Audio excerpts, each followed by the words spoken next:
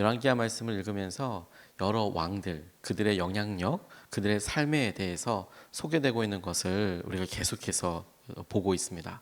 또한 그 시대에 하나님께서 들어 사용하셨던 선지자의 이야기들도 악한 왕일수록 하나님께서 능력 있는 선지자를 보내주신 듯 싶을 정도로 그 세계를, 그러니까 이스라엘 나라를 포기하지 않으시고 북이스라엘이나 남유다나 하나님께서 지속적으로 하나님의 사람 선지자들을 통해 말씀하시고 깨우시고 회개를 도전케 하고 위기에서 구원해 주시는 것을 보게 됩니다.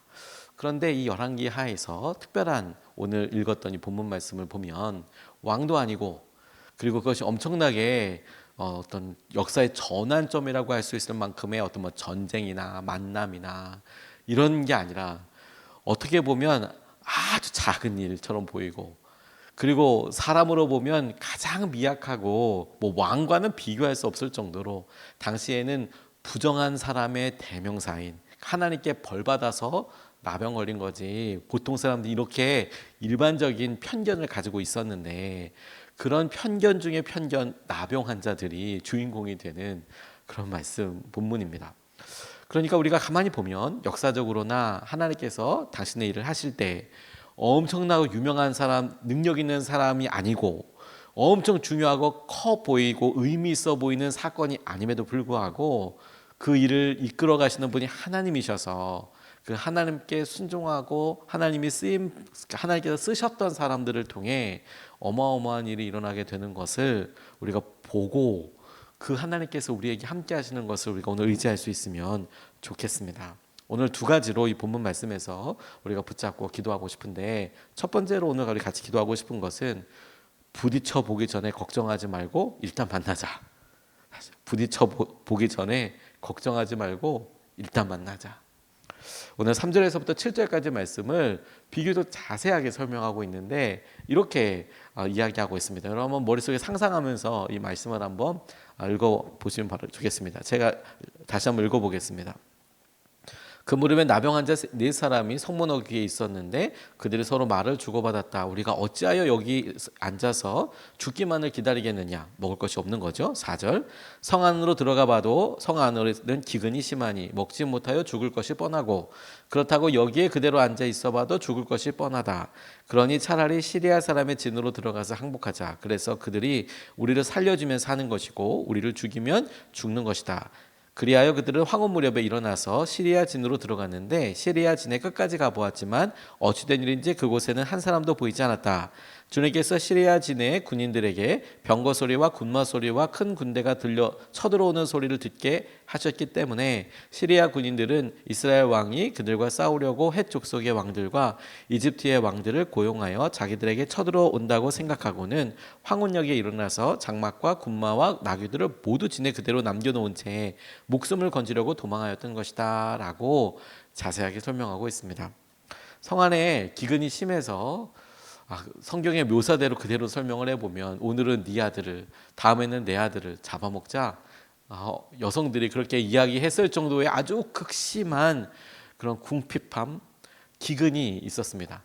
왜냐하면 성을 둘러싸고 시리아의 군사들이 포위하고 있었기 때문에 안에는 먹을 것이 다 떨어지고 있었던 것이죠. 그래서 사람이 먹을 수 있는 것이다 라고 하면 천정부지로 가격이 막 올라가는 그런 때였습니다. 당연히 가난한 사람들 먹을 것이 없지요. 돈이 있어도 먹을 것이 없지요. 그런 상황에서 구걸을 하면서 먹었던 나병 환자의 처우는 어땠을까요? 나병 환자 본인이 이렇게 가더라도 평상시에도 가더라도 부정하다 이렇게 가리고 입을 가리고 또 몸을 다 가리고 갈 때 스스로 부정하다 이렇게 하면서 갔었어야 되는 사람들이 그나마 구걸을 해서 얻어먹는데 거기에 있는 일반적인 백성들 귀족들도 먹을 것이 없어서 막 그렇게 고민하고 굶어 죽어가는 판에 나병 환자에게 구걸하겠습니까? 구걸하면 돈 주겠습니까? 그럴 일은 없지요.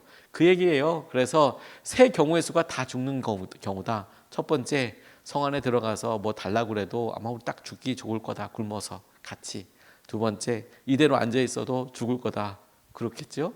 아마 성 바깥에 어둠에쯤 성 안에는 나병 환자들이 살 수 없으니까 그래서 있었던 이 자리에 가만히 있어도 그냥 죽겠네. 세 번째 시리아 군대에게 가도 죽겠네. 하지만 가능성을 생각해 보면 거기 그래도 곡식이 있고 그 사람들이 조금 우리를 좀 은혜롭게 봐주면 혹시라도 먹을 걸 주지 않을까? 어떤 경우에도 다 죽음의 경우인데, 그런데 시리아 군대에 가면 그래도 적국이어도 우리에게 먹을 것을 주지 않을까라고 사실 이상한 상상을 한 거죠. 왜냐하면 그 사람들은 나병 환자를 무슨 친숙하게 대한답니까?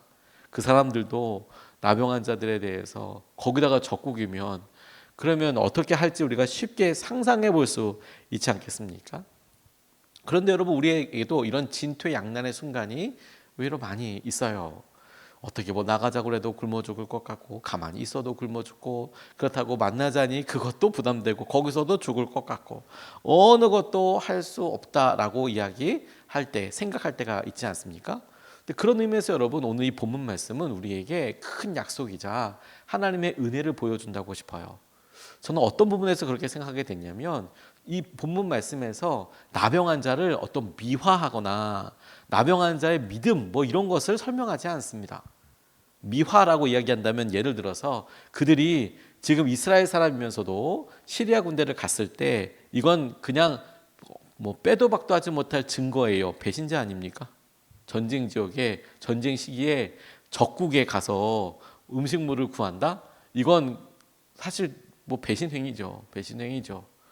그리고 그들이 그런 일을 했던 게 뭐 하나님의 영광을 위해서나, 무슨 뭐 자기들이 뭐 이렇게 생각해 봤는데 기도를 해서 응답을 받아서나, 하나님이 이런 말씀을 어떻게 하셔서 이렇게 얘기하지 않고 진짜 배고파서 간 거예요. 죽을 것 같으니까. 그러니까 미화한다고 하면 아마도 이 사람들 중에는 뭐 하나님을 성실하게 믿는 사람이 있었는데 뭐 말씀을 뭐 이렇게 얘기했을 텐데, 그런 거 하나도 없고 그냥 적나라하게 나병 환자, 가장 청시받았던 사람, 배고파서 살려고 갔다라는 거 아닙니까? 미화가 단자 하나도 없어요. 하나도 없어요. 그런데 그들의 삶을 통해서 하나님께서 뭘 보여주시냐면, 그런 사람에도 불구하고 하나님께서 이미 일하시고 해결해 놓으시고 하나님께서 이미 해 놓으신 승리를 보게 되는 일에 그들이 쓰임 받았다라는 것 아니겠습니까? 다시 말해, 이 4명의 나병 환자들이 시리아 군영에 가서 군대가 주둔하고 있는 주둔지에 가지 않았으면 하나님께서 어떤 일을 하셨는지에 대하여 아무도 몰랐을 거다. 아무도 몰랐을 거다. 이 일의 이야기의 중심이자 능력은 하나님께서 다 하고 계시잖아요. 그래서 하나님께서 이미 시리아 군대의 사람들이 들으니까 군마들이 막 온 것 같고 막 군대들이 쳐들어오는 것 같아서 다 버리고 도망갔단 말이에요. 근데 이 사실을 사람들이 알아요? 몰라요? 몰라요. 그런데 이런 사실 알려면 어떻게 돼요? 누구라도 와서 확인해야 돼요. 누구라도. 그런데 그게 얼마나 걸리겠습니까? 몰라요. 모르죠. 혹 그들이 한번 도망갔다가 뭐 아무 일도 없네. 그리고 혹시라도 돌아올 수 있을지 몰라요. 아무도 몰라요. 그런데 이 4명의 나병 환자들이 와서 그거 봤다는 거 아니에요. 그래서 지금 이 기쁜 소식을 전하고 왔다는 거 아닙니까? 저는 이 말씀을 통해서 이렇게 생각해 봤어요. 아, 그래, 우리가 이런 장점이 있고 우리 이런 단점이 있다. 이런 상황에서 우리가 이렇게 했던 일이 있고 이렇게 실수한 일들이 있다. 얼마든지 우리 스스로 생각할 수 있죠. 그런데 우리가 보기에 오늘 우리의 나병 환자처럼 우리가 우리의 마음의 의도를 보니까 좋은 것 같지도 않고, 우리가 이렇게 보니 우리 형편이 막 그렇게 막 도전적으로 이렇게 하는 것도 아니고 정말 살 길이 그거밖에 없다라고 했음에도 불구하고 하나님께서는 그런 사람에게조차도 이스라엘과도 같이 그렇게 힘든 나라와 패역한 나라 사람들을 위해서라도 하나님은 이미 일을 하셨다. 승리하셨다. 그게 은혜라는 거예요. 그게 하나님 버리지 않고 은혜를. 그런 의미로 그것을 만나고 하나님께서 하신 일을 우리가 깨닫고 보게 하실 것이다 라는 믿음과 기대를 하나님 우리에게 허락하신다고 싶어요. 하나님, 이스라엘 사람들을 구원하시기 위해서 이스라엘 사람 아무도 그렇게 생각하지 않고 시리아 군대가 그냥 막 이게 뭐야 그러고 자발적으로 밖에 다 도망갔는데 그거 하나님이 하셨군요. 하나님께서 그와 같은 승리, 우리는 알지도 못하고 상상도 하지 못하는 영역에서 하나님이 일하고 계시고 하나님이 이루신 승리를 우리가 오늘 믿음으로 기대하고 믿음으로 간구하게 해주십시오. 그게 오늘 본문에서 우리가 첫 번째로 기도하고 싶은 내용입니다. 우리가 심지어 나병 환자처럼 보일지라도 하나님은 우리 앞에 승리를 이미 하셨다. 그걸 우리가 보고 발견하고 하나님 우리가 그것을 기대하게 해주십시오. 그런 의미로 일단 만나자. 이것이 굉장히 중요하겠다고 싶어요. 직면하자. 우리를 어렵게 하고 힘들어하는 것을 없고 일단 기도하자. 두 번째, 기쁜 소식의 통로가 되게 해달라고 같이 기도하고 싶습니다. 9절에서부터 11절까지 말씀이 이렇게 증거하고 있습니다. 그들이 일단 자기가 챙겨야 될 걸 다 챙겨요. 미화를 단 1도 안 한다고 얘기했잖아요. 그들이 처음부터 막 대업을 생각하고 이러지 않고 자기들 거 챙겼어요. 근데 9절에 이렇게 이야기합니다. 그런 다음에 어떻게 한 다음에 자기들 거 챙긴 다음에 그들은 서로 말하였다. 우리들이 이렇게 하는 것은 올바른 일이 아니다. 오늘은 좋은 소식을 전하는 날이다. 이것을 전하지 않고 내일 아침 해 뜰 때까지 기다린다면 벌이 오히려 우리에게 내릴 것이다. 그러니 이제 왕궁으로 가서 이것을 알리도록 하자. 그리하여 그들은 성으로 돌아와 문지기들을 불러서 알려주었다. 우리들은 지금 시리아 진에서 오는 길인데 그곳엔 사람은커녕 인기척도 없으며 다만 말과 나귀만 묶여 있을 뿐 장막도 버려진 채 그대로 있습니다. 이 말을 들은 성문지기들은 기뻐 소리치며 왕궁에 이 사실을 보고하였다고 이야기하고 있습니다. 다음날 이 소식이 성 안에 이렇게 알려졌을 때 마을 사람들이 우르르 다 그 성안 사람들이 성문 열고 거기 전략 그 노획물을 갖기 위해서 막 뛰어나갈 때 엘리사가 이렇게 예언했던 것을 막 했던 뭐 군대 장관이 죽고 막 이제 이런 이야기가 이제 쭉 이야기가 이제 이어지게 될 텐데 어쨌든 이 나병 환자들이 와서 이야기한다는 거 아니에요? 그들이 먼저 자기의 재산을 은닉했습니다. 뭐 그걸 당시에 전쟁이 끝나고 남아 있는 것들을 승리한 사람들이 당연히 갔는데 뭐 그거 뭐 범죄가 아닌데 일단 이 사시기에 있었을 때 이 본문 말씀이 나병 환자가 처음부터 잘했다 이렇게 얘기하지 않고 그냥 적나라하게 그 모습을 다 보여준다고 했잖아요. 먹을 거 먹고 재산을 숨겨놓고 그랬어요. 말씀은 그들이 성자였고 무슨 좋은 사람이었다 이렇게 묘사하고 있지 않습니다. 그냥 4명의 나병 환자였고 그들은 욕심이 있었고 살기 위해서 갔다. 지극히 일상적인 모습을 보여주고 그 모습을 어떻게 보면 야 민족 이렇게 고생하고 있는데 니들이 먼저 살려고 그걸 챙겨 그래서 뭐 이렇게 연약하고 비겁해 보이는 그런 면도 사실은 보려고 하면 볼 수 있어요. 근데 그 일로 인해서 어떤 일들이 있었는지 하나님이 하신 일들이 와 이렇구나라고 마땅한 반응을 이제 이야기합니다. 그들은 자신들이 시리아 군대가 도망쳤다는 사실을 그냥 알고만 있지 않았어요. 사람들에게 알리기로 결정했습니다. 저는 지금 이곳에 가만히 상상해 보게 됐어요. 나병 환자가 만약 돌아가지 않고 이곳에 있었으면 어땠을까요?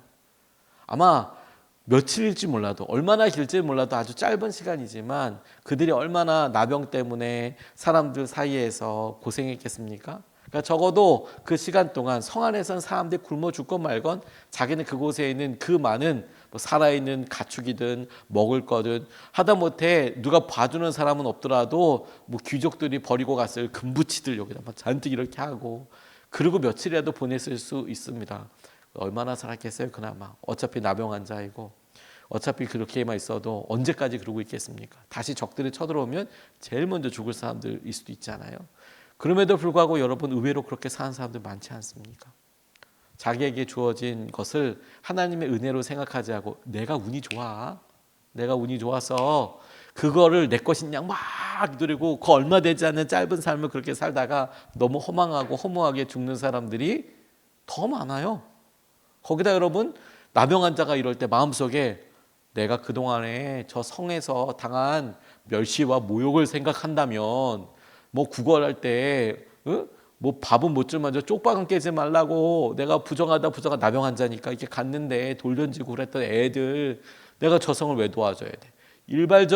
그냥 내가 일반적으로 죽어야 돼. 다 고생 좀 해봐. 안 할 수도 있지 않겠습니까? 가만히 말씀을 보면 근데 나병 환자들이 무슨 생각해요? 안 해도 굶어 죽는 사람이 있으니까.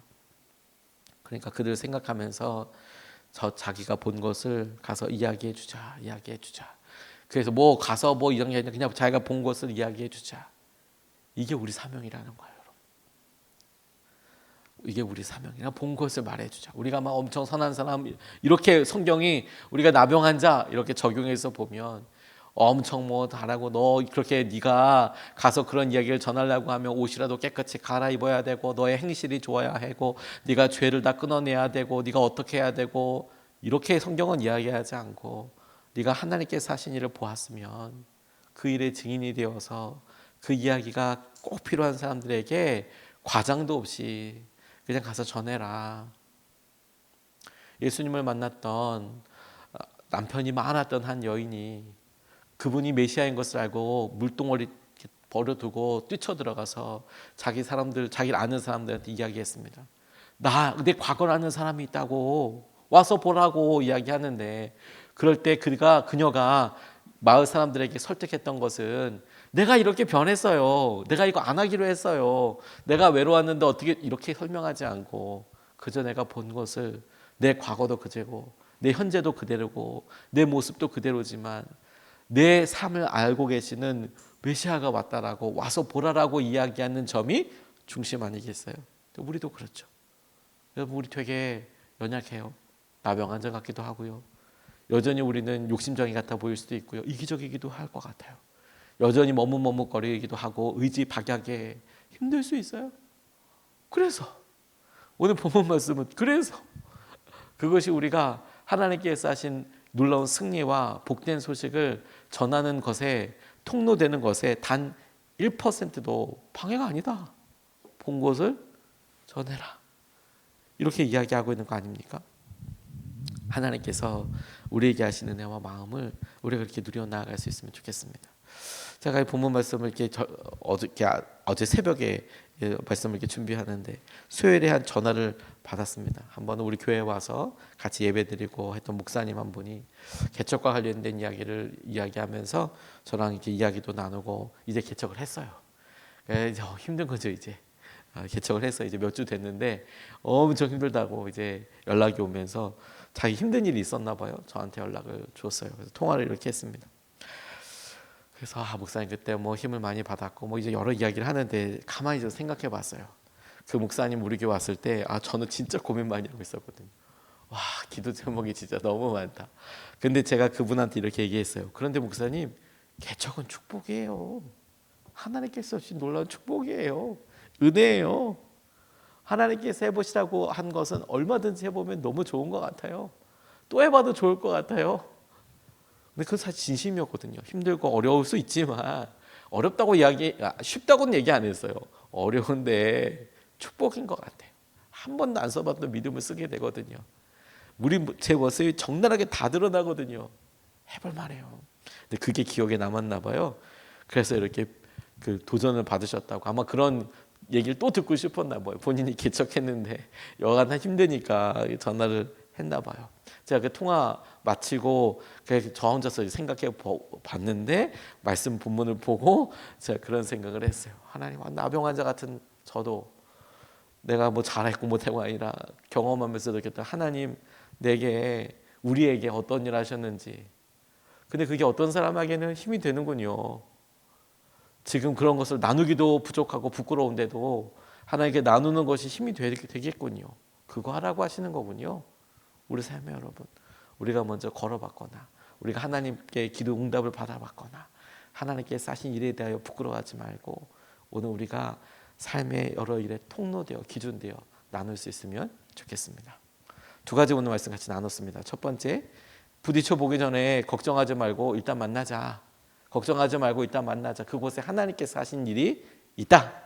두 번째, 기쁜 소식을 전하는 통로가 되게 해주십시오. 주님, 오늘 이와 같은 소식을 전하고 알리는 좋은 소식을 전하는 통로가 되게 하여 주십시오. 이것을 붙잡고 두 번 나눠서 같이 기도하겠습니다. 첫 번째, 주님 우리에게 용기를 주십시오. 주님이 이미 이루신 일들을 기대하게 하여 주십시오. 아무 선택도 하지 않고 가만히 있으면 그거 어떻게 하겠어요? 그렇죠? 그냥 죽는 거예요. 맞습니다. 주님 우리에게 용기를 좀 주십시오. 주님이 이미 이루신 일들을 기대하게 하여 주십시오. 주님께서 분명히 우리가 알지 못하는 영역에서 우리와 함께 하시고 이미 승리하셨고 일을 하고 계십니다. 역사하십니다. 그 하나님을 의지하게 하여 주시고 용기를 내게 하여 주시고 주님이 이미 이루신 일들을 기대하며 오늘 하루를 만나게 하여 주십시오. 우리 첫 번째로 같이 함께 기도하겠습니다.